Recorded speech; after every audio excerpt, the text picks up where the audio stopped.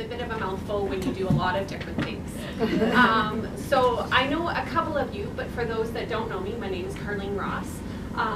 Whenever I do a presentation, I like just to kind of show the key aspects of my training or what I bring to the presentation so you understand right away where the information is coming from. So I am actually halfway through my Master's of Science and Applied Positive Psychology, Coaching Psychology through the University of East London in England. So obviously I'm a distant student. I am not there, but I will go when I get my certificate. The greatest thing about that is one of the 2 top schools for positive psychology, and it is listed in many, many of the positive psychology textbooks. I chose that because I wanted something that was geared towards positive psychology and coaching. This does not exist here in Canada. So there is actually a lot of us Canadians taking that designation through that school. So it's kind of cool that I get to meet people who only live in Edmonton who are doing the exact same program I am in Europe. So online, that is. I do have I have a Bachelor of Science in Psychology. My focus in my training was in behavioral sciences. I am a certified and licensed health coach here in the province of Alberta. I am a certified life coach. I have over 30 years experience in the holistic field, and I'm a wildlife artist. I showcase all of this. I did a keynote speaking for a creative conference almost exactly a year ago. And I have very similar information up there. I was talking to one of the people at break, and she asked a question, and I started answering her question scientifically in it. She looked at me and said I was a scanner. This perplexed me actually for quite a long time. So in her mindset had already pinpointed who she thought I was, what information I had, and there's no way that I possibly could have all that training, that I could answer it from an educational standpoint. In her mind, I was an international artist that specialized in sea turtles. So I thought I would take this time to actually showcase, this is my education. These are all my certificates, my diplomas, and my degrees. So having said that now, and seeing this list, first of all, it would be overwhelming if I actually showed that on each and every talk that I ever did. But this shows I have the training, I have the knowledge. You're going to soon learn a little bit more about me, and that I have a love of learning, and I think that kind of shows that. Also, being a scanner doesn't work, because I took this little pictures to try and showcase who I am to you. My business is called All That I Am because I used to run multiple different businesses and it became too tiring. I had my art business, I had my coaching business, I had my educator business. So I actually went down to the insurance and I registered All That I Am as my business. So I could run everything under one website, one taxation, one everything. The picture off in the corner is a picture of neurons. I am a neurodivergent, so what does that mean? It means I think differently. It means that every time I walk into a room, I am most likely a minority.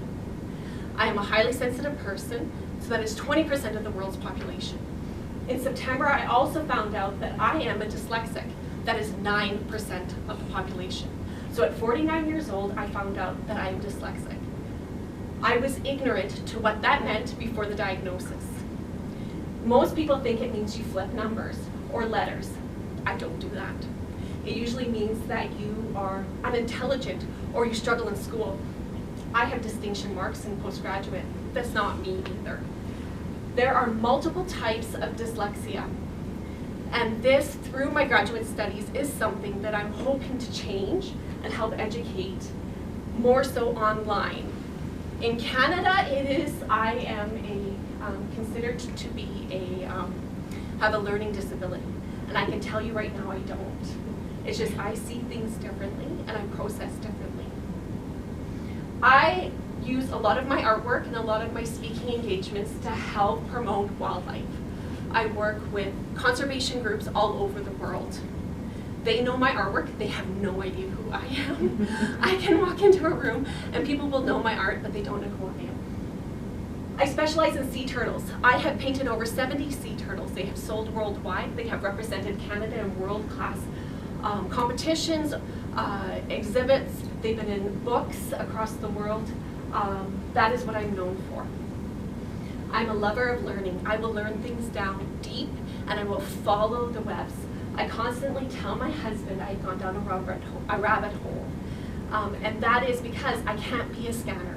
I can't collect surface level data. I have to know it to a level, because that is how my brain processes. I am an author, which was already mentioned. My book has been sold worldwide. It was pretty awesome when I was able to ship numerous copies off to Russia. So it's pretty amazing. That book I used to try and raise conservation, because I thought someone might actually pick up an art book and actually learn something about the animals that are in there. Learn about these endangered animals. Learn why we need to take care of ourselves so that we can be better for the world around us. And finally, I am a mother of 2 boys, amazing. One is now 18, one is in high school. And my husband, who has been my savior today, because we are late today, because I brought a USB PowerPoint, and he had to come bring our computer, so sorry about that for everyone. So a basis, I'm going to be presenting most of this information from a positive psychology standpoint. Positive psychology, because some people do not know what that is it is what is right in the world. What is right with the individual? What is a good life? It is not looking at a deficit. Traditional psychology will look at what's wrong, whereas I look at what you've got going for you, and let's build on that. It first came into kind of vogue or popularity back in 1996 when Martin Seligman became the president of the American Positive Psychology Association. He studied what is right, and that's all they looked at. And what ended up happening is there's different types of positive psychology, but they call them waves. So the second wave of positive psychology said we're not doing people justice by just looking at what's right. Let's also recognize what's wrong so we know where we are, but still focus on getting them forward, moving them to where they want to be. This is where the study of post-traumatic growth came from. So I don't know if anyone has ever heard that term, but it's when you go through a trauma and you come out stronger. And this happens quite often for people. The third wave of positive psychology is starting to look at those underrepresented and underserved populations. This is where neurodivergence comes in. This is where ethnicity comes in. This is when we start looking at all these different aspects. We're blinking. That's when I try and get artistic and bring a video in. So the fourth wave of positive psychology is actually starting to look at the existential, humanistic, and religious aspects. How do those actually make us live a better life? How do those further ourselves? So it is very complex. When someone says that they are positive psychology, the question then becomes, which wave are you? And odds are they're going to stammer because they don't know. So I want to do a little experiment here because we are talking about mindset. So if some people can reach out, like just yell out, what do you think is happening in this picture? Anyone? I think they're blessing the baby. Okay. I didn't see the baby. The man explaining the woman. Okay, It's like so sharing a new baby. sharing a new baby, blessing a baby. The reality is no matter what we look at, we filter it through our mindset. And our mindset is created through multiple different aspects. To ease your mind, the name of this painting, which was done in around the early 1900s, it is called Trois Generations, so 3 generations. So it is presenting a baby. But without having that background, without having that additional information, we filter what we think is happening even though we may be incorrect because we're looking at it through our own lenses. So mindset, okay. So I created this on a Mac. It is now gone to a PC, so we'll see how my slides go. So mindset is a set of beliefs that shape how you make sense of others, yourself, and the world around you. It is based upon whether or not you have a growth or a fixed, which we're going to get to, whether you're optimistic or pessimistic, as well as we are going to look at our biases.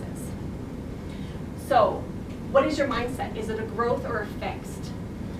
This, if you're ever familiar with this, you have an open mindset, a closed mindset, a growth mindset, a fixed mindset. This actually came from educational psychology.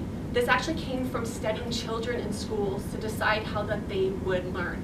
And it has been applied to mass populations outside of the educational. So it is now used within developmental psychology, cognitive psychology, and social psychology. To give a really brief, is a mixed mindset is you believe everything that you are is who you are. It is how you were born. This is your innate. There's nothing you can do about it. It is who I am. A growth mindset is that you believe that as you experience aspects in the world, you learn from them, you grow, you attain mastery. And what science has showed us, what research has shown us, is that when we have more of a growth mindset, we actually have less depression, less anxiety, and we live a happier and longer life. Now, if you're thinking, I'm a growth mindset, I'm a fixed, the reality is we all are both. We'll have certain aspects of our life where we are fixed, and we'll have certain aspects in our life where we are growth.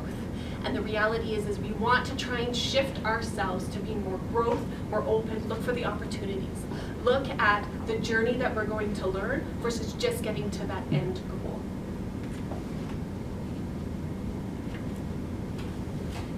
So this is where it kind of leads us a little bit into optimism and pessimism. Again, people are going to say, I'm optimistic, but are you? Are you in everything that you do? Are you a pessimist in everything you are do? And again, we float between the two. Optimism does not mean you're joy, you're gleeful, you have a lot of energy, you're bubbly. That is not optimism. Optimism means you have a positive outlook on the future. It is all about the future. It is not about who you are and how you're showing up.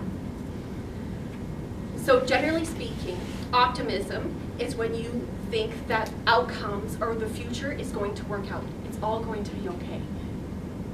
It is a great mindset. It is linked to multiple benefits. Weight loss is linked to healthy eating, it's linked to goal setting, it's linked to so many different aspects. So when we look at being optimistic, when we are basically faced with an adverse life experience, we will describe it based on external stimuli. We will say it's unstable and it's local. So what that means is I'm going to say, you know what, it didn't work out this morning. I didn't send my presentation in. So I'm going to use me as an example. So if I'm being optimistic, I'm going to say, well, I didn't send it in because I had my video and I really wanted to show it. I did it because I have my artwork on it and that's all copyright.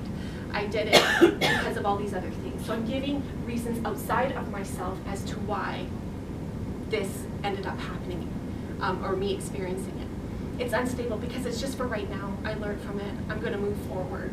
I'm going to figure things out. And it's local because it's just here and now. If I was pessimistic, so thinking that the future is going to be bleak, I'm going to describe a negative or an adverse experience as being something that is internal, stable, and global. It's internal. Oh, I'm such a loser. Why didn't I think of that? It's global. Oh, this happens all the time to me. It's everywhere I go. And it's stable. It always happens. So it's looking for those answers. So there's one example, and I could give you two different ways of looking at it. Optimism is ultimately where we want to be. We want to be looking for the bright side. We want to be looking for life is going to work out. But there is unrealistic optimism. Unrealistic optimism actually has been shown in studies to reduce life expectancy. Unrealistic optimism. And the studies came from cancer diagnoses where people said life is going to turn out, I don't need to change anything. I'm going to be okay, and they don't change anything with it. And they will succumb to their illness faster than a pessimist will.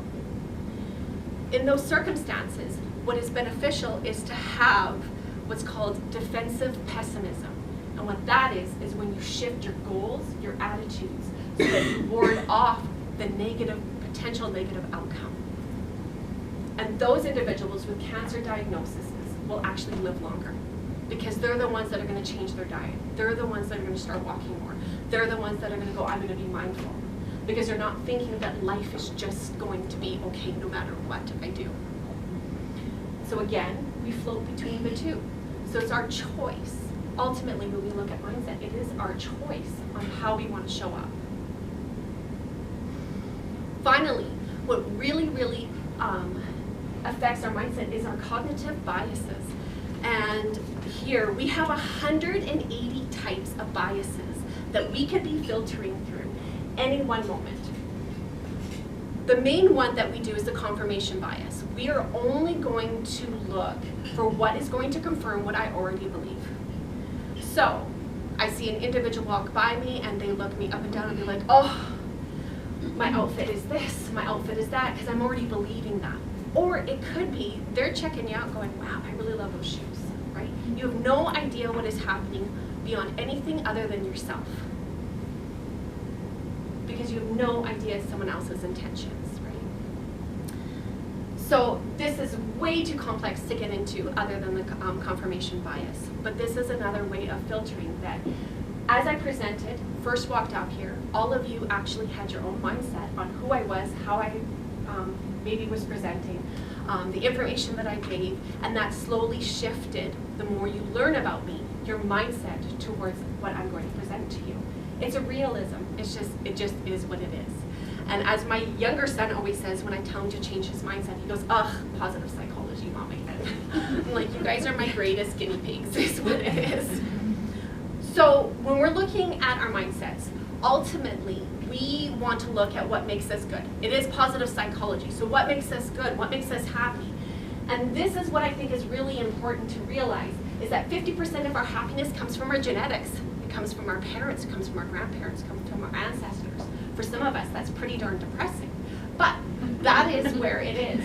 40% comes from our mindset. This is why mindset is so important. And 10% in studies have shown, on average, comes from experiences. Having said that, there is a study called epidemiology. And epidemiology is a study within psychology, within the sciences, which they are starting to realize that our beliefs, our experiences, and our feelings, how we process it, can actually change our genetic code. It can change that 50% and swing it to another aspect, where maybe our genetics don't have such an impact. In the holistics, this is about turning cells on and turning genetic codes off. They have done this through twin studies, where they look at identical twins, they have the exact same genetic code at birth. 20 years later, they take their genetic code and they are different. Those identical twins are no longer identical. They look alike, but they're no longer identical. They had different experiences, different mindsets, and different emotions.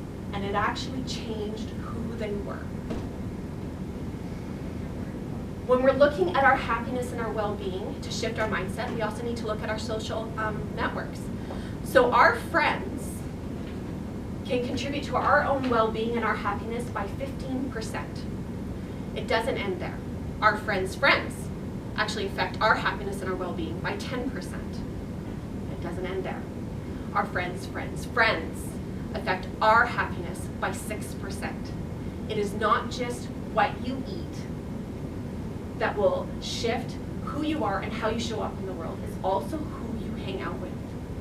It is who you socialize with, because their mindset is going to affect yours. Because I'm positive psychology basis, I really believe in the VIA, innate strengths. So there are multiple different studies out there or different tools you can use to get to know yourself. The VIA character strengths were researched and identified 24 innate character strengths that are cross-cultural and represented across the globe in individuals. They are the most researched, and in fact, between 1999 to 2021, there was 4,378 peer-reviewed studies on the VIA innate strengths. What is different about this is this doesn't put you into one category. This doesn't say this is where you are and you don't get to move. It says you have all of these VIA 24, but they're going to be in a different list for you. You're going to have some that are going to be greater for you and some that are going to be lesser strengths. When we work with our greater strengths, our stronger strengths, they end up empowering us. They end up giving us energy. They give us vitality. When we work with our lower ones, guess what? We're drained. And a lot of us will do that to shift our lives. We'll be like, I need courage, but you know, courage is actually one of our bottom strengths But yet honesty is one of our top ones, so maybe we just need to be honest in those situations versus pulling up our courage or our empowerment. What ends up happening is when our well-being, when we under or overuse them, our well-being can diminish. And when our well-being diminishes, so does our creativity. And when our creativity reduces, our negative thoughts, our issues and our dilemmas and our negative relationships actually increase. And so creativity isn't just painting, it isn't just cooking, it isn't just anything. It is our creative thoughts. How do I get out of this issue? How do I create more empowerment choices for myself? So I wanted to just share this story. So my oldest is at Concordia College and he sings in the Concordia choir. And I was in this church in Edmonton and just over the Christmas.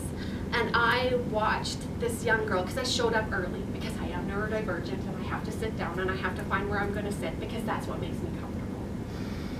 So I drag my husband around, which is like awesome that he comes with me. And my kids are neurodivergent, so hey, there's a whole family, right? So we're sitting there and we're watching everyone filter in. And I'm watching this young girl going from pew to pew to pew, asking if her and her girlfriend could sit. And a lot of people said no, that they were staying in those empty seats. And what was interesting is none of those seats filled by the end, too. But eventually she made it to the front.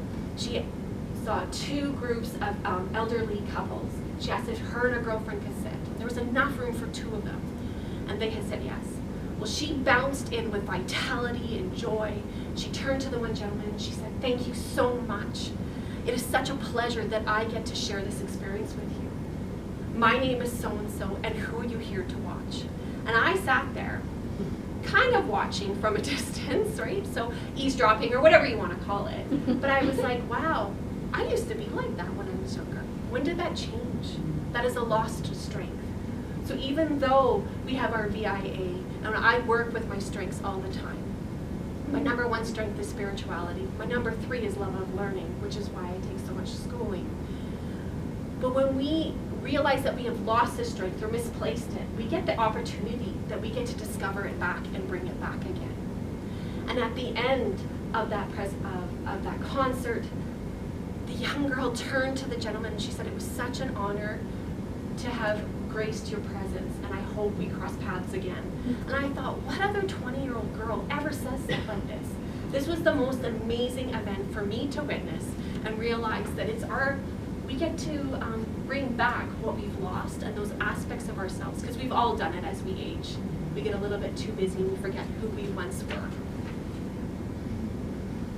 So I have a little exercise that I'd like to play with you guys, if you're willing to. And what it is what do you do when you have those negative persistent thoughts or mindsets that you can't get rid of? So it's great for me to tell you how it's based on. So what we have to end up doing is rewire our attention receptors. And on average, it takes 3 months to shift a thought or a negative thought. So it is persistence, it is consistency, and it is having grace for oneself. And it, just like you can't unsee what you have once seen, you can't unbelieve something you have believed. So it's easy for me to say, don't believe that about yourself. The reality is you've programmed that in, and for how many years have you programmed that in?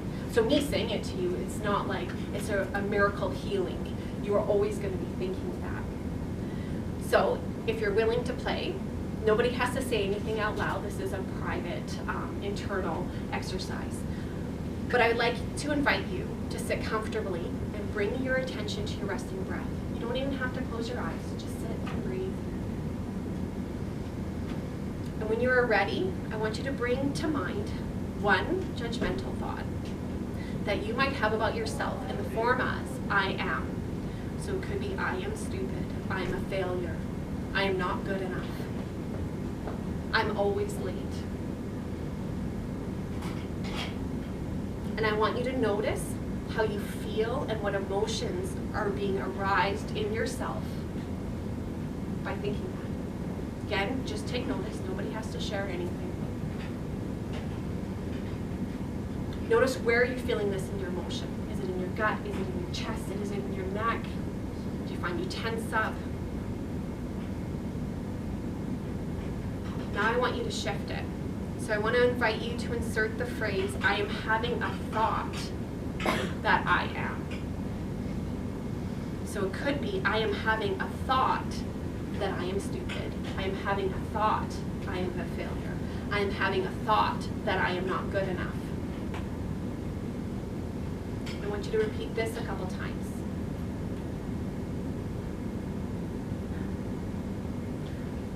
And just notice what is shifted in your body.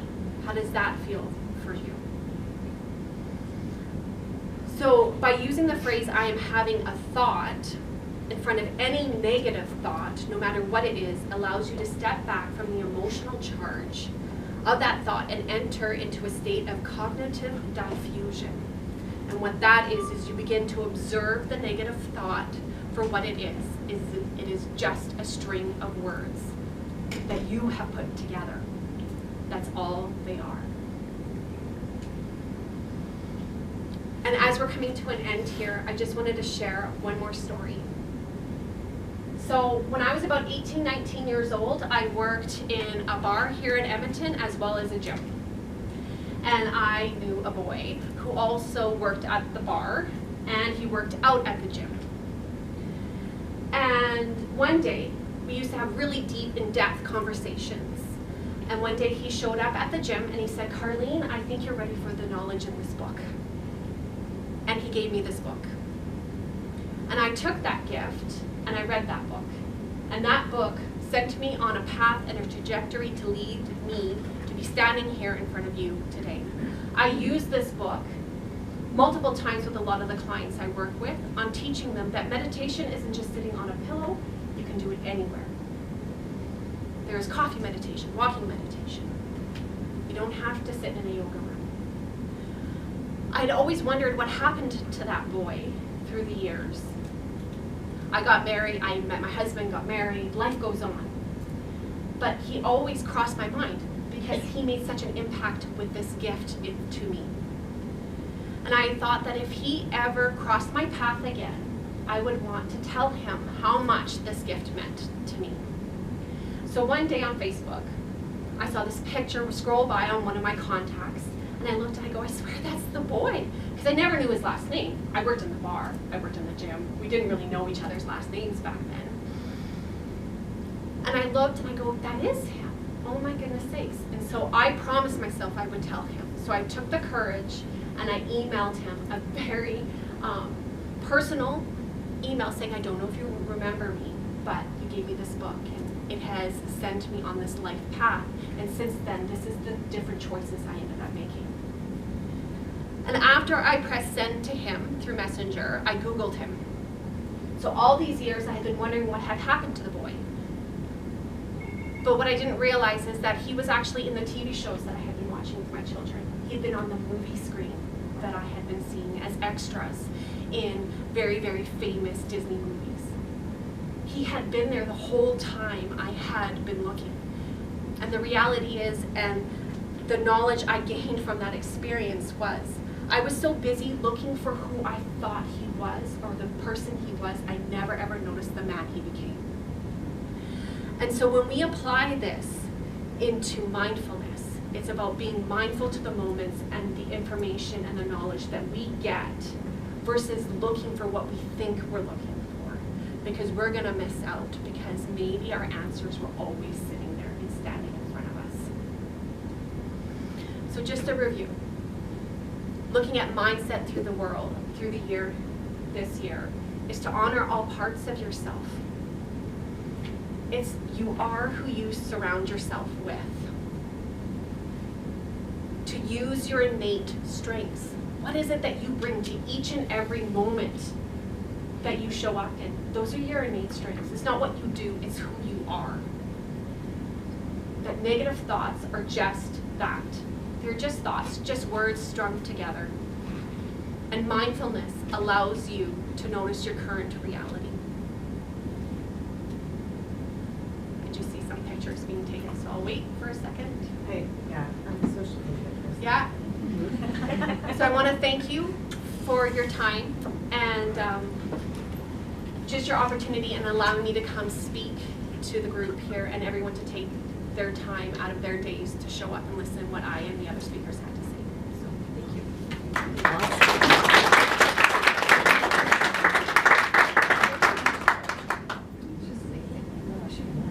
Thank you, Carlene. That was very insightful. So, ladies, now we have dinner at the back, I believe. So please help yourself, have a break, get to know the other ladies in the room. Remember the bathroom is down the hall to the right. Yeah, and enter the draws.